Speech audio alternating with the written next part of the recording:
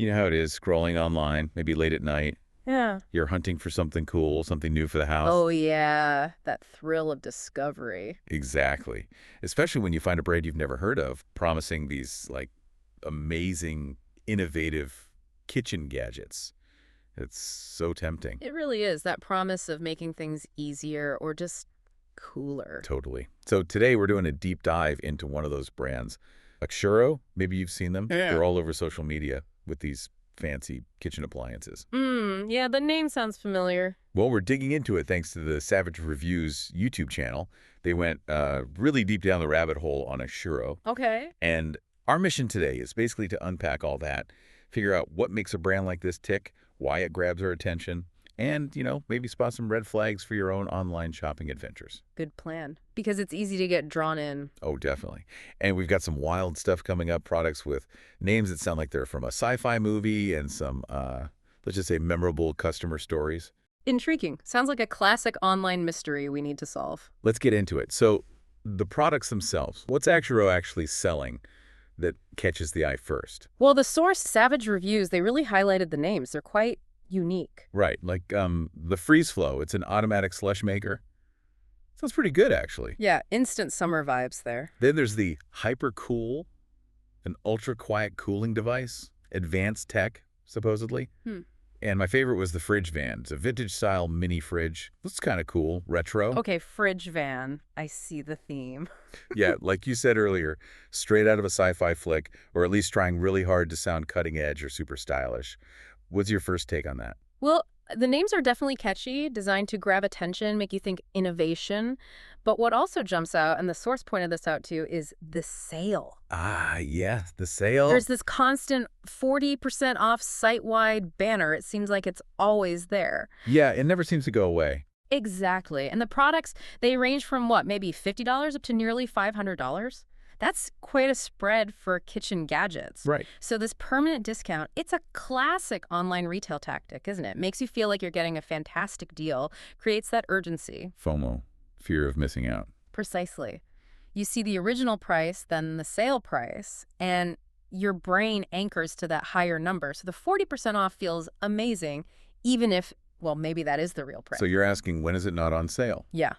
Is it ever not on sale? And if not, what does that tell you about the actual value? It makes you question the baseline price altogether. That's a really good point. It erodes trust, doesn't it? If the discount is just Yeah. the price. Okay, so the products look cool. The sale is tempting. What's next? Reviews. People check reviews. Right.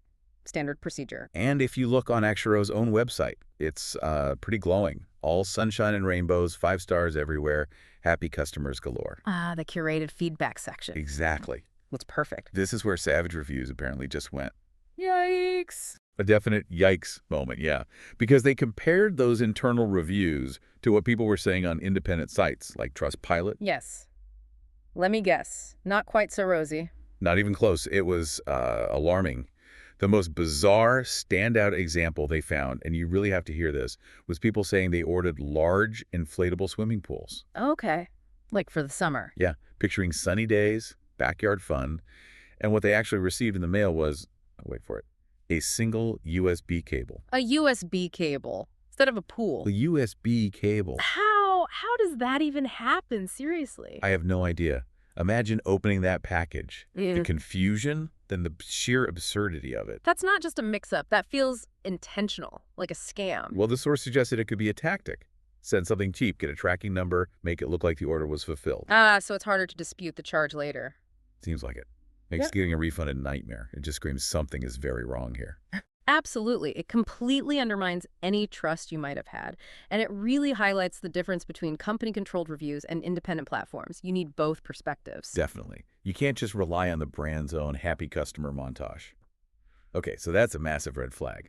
But the investigation found another one, didn't it? Something about finding reviews elsewhere. Yes, exactly. Another significant point raised by Savage Reviews was the difficulty, or rather, the impossibility of finding these specific Axuro models reviewed by any major reputable appliance websites. Right. The big names, the tech blogs, the consumer reports type places that test everything. Those ones.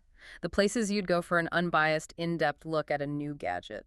especially if it's being marketed as somehow unique or revolutionary, like these names suggest. Yeah, if the hyper cool was really that hyper or that cool, you'd think someone credible would have tested it. Precisely. If something's genuinely groundbreaking, people talk about it. Reviewers want to get their hands on it. The silence from established independent reviewers, well, it's deafening. It really is unusual. It suggests these aren't quite the unique innovations they're made out to be. It points towards something else. When you put it all together, the maybe slightly misleading names, the constant sale, the disastrous independent reviews, and now this lack of validation from trusted sources, Yeah. it strongly supports the conclusion Savage Reviews came to, which is that Axuro likely fits the mold of companies that find interesting-looking gadgets, probably sourced from overseas. Okay. They slap their own branding on them, create this slick marketing story, Right? and then sell them at a significant markup. So it's like you find something on Alibaba or similar sites, put a fancy name and logo on it, build a nice website, and charge a premium. Essentially, yes. It looks like a distinct brand, but the product itself might be generic, available much cheaper elsewhere under a different name or no name at all. Yeah. This business model is often called drop shipping. Drop shipping. Okay, I've heard that term. Can you unpack that a bit? Because drop shipping itself isn't always bad, right? Some legitimate businesses use it. That's true. The model itself isn't inherently deceptive. Lots of businesses use it effectively to manage inventory and logistics. However, Right. when you see it combined with all these other red flags we've discussed, the questionable pricing, the wildly inconsistent reviews, the lack of independent verification, the USB cable instead of a pool fiasco, Right. then the drop shipping model becomes a serious concern for the consumer. It often means the company selling to you has very little control over the actual product quality. Because they never actually handle it. Exactly. They're just the middleman. So quality can be all over the place. Shipping times can be incredibly long and unpredictable, coming directly from an overseas manufacturer. And customer service returns. That can be a huge headache. Trying to return something or get support from a company that doesn't physically hold the stock and might just be a marketing front. Good luck. So basically the source is saying you're probably paying way more than you should for a potentially generic product with little guarantee of quality or support if things go wrong. That sums it up pretty well. You're paying for the branding and the convenience of their website, not necessarily for a superior or unique product. Wow. Okay, so putting this all together, what's the big takeaway here for someone listening, someone trying to be a smart online shopper? Well, the core advice from Savage Reviews was pretty blunt, actually. Which was Save yourself the headache. simple as that. Avoid. Pretty much. But they also gave some practical, positive advice too, which I think is really useful as a general guide. Okay, like what? Like if you want a slush maker, something like that, freeze flow. Their advice was literally, go to Target. Okay, keep it simple. Don't chase the fancy name. Exactly. Yeah. And for something like a mini fridge, like the fridge van, they said, buy from brands that have been around for decades. Stick with the known quantities, the established players with reputations to uphold. Right. It's not about avoiding all new online brands, but for certain types of products, especially appliances, reliability, and established track records matter. It's about informed choices. That makes sense. Yeah. Stick to basics for basic needs. But what about digging a bit deeper? Developing those shopper detective skills you mentioned. Yeah, absolutely. Beyond just defaulting to big box stores, there are things you can actively do when you encounter an appealing new brand online. Give us some tips. How do we get those aha moments of smart shopping? Not the aha, this is a USB cable moments. Okay, first tool, reverse image search.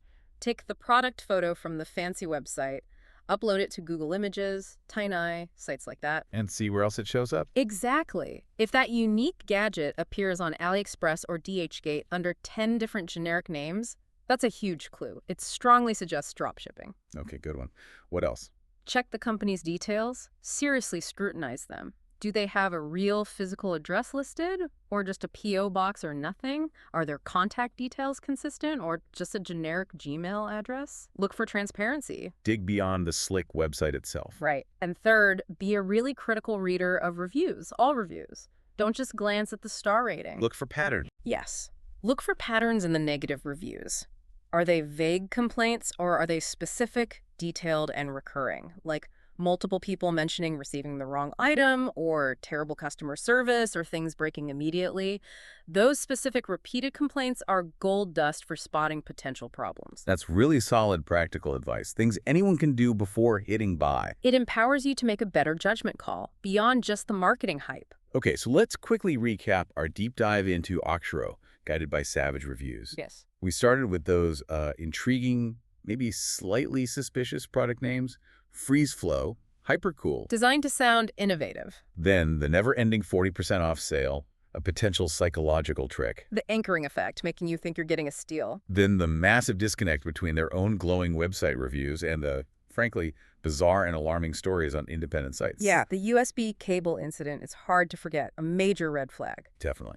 And finally, the lack of any reviews or validation from major trusted appliance sources, pointing towards that probable dropshipping model. With all the potential downsides for quality, shipping, and support. Right. This whole look at Axuro really drives home how careful you need to be online. It's a jungle out there sometimes. It certainly can be. Vigilance is key. So as we wrap up, here's something for you, our listener, to think about as you continue your own online explorations. We've talked about some key red flags today, the weird reviews, the constant sales, lack of outside validation. But what other, maybe more subtle clues can you train yourself to spot when you come across these new, shiny, appealing online brands? How can you hone your instincts to make sure your hunt for the next cool thing leads to those genuinely smart, satisfying aha moments and not, well, not a random USB cable when you were dreaming of poolside slushies? Keep asking questions. Keep digging. Exactly. Keep exploring, keep questioning, and shop smart.